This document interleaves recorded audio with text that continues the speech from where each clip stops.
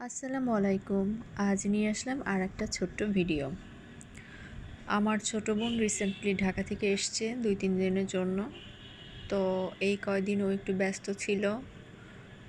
বাইরে যেতে হয়েছিল, যে কারণে ও ছাদে আসতে পারেনি। তবে আগামীকাল ঢাকা চলে যাবে। এই জন্য আমাকে বলল। ও বলল যে আমার বাগানটা দেখবে। তো ও হচ্ছে ১.৫ বছর পরে আসলো। বাগানটা ও দেখেনি। ও যখন বাগানটা দেখেছিল তখন হচ্ছে বাগানটা মানে অন্যরকম ছিল। গাছপালা কম ছিল বা আমি ডেকোরেশনটা অন্যভাবে করেছিলাম। এখন চেঞ্জ করেছি সব কিছু।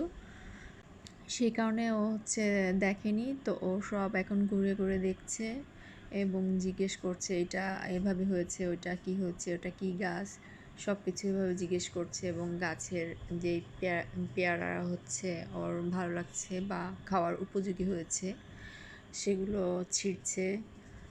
তো এগুলো হচ্ছে ছাদ বাগানের একটা আনন্দ, যে রিলেটিভ যখন আসে দেখে বাগানটা বা নিজ হাতে ফল পেড়ে খায়, এটা অন্যরকম একটা অনুভূতি।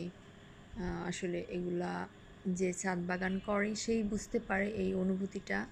তো আমার হচ্ছে উপরেও একটা বাগান আছে, কিন্তু ওটা বেশি করিনি। আমি উপরের বাগানটা একটু সাজাবো, ওখানে ড্রাগন রোপণ করব চারপাশ দিয়ে। ওখানে কিছু কাজ আছে যেগুলো করতে আমার সময় লাগবে।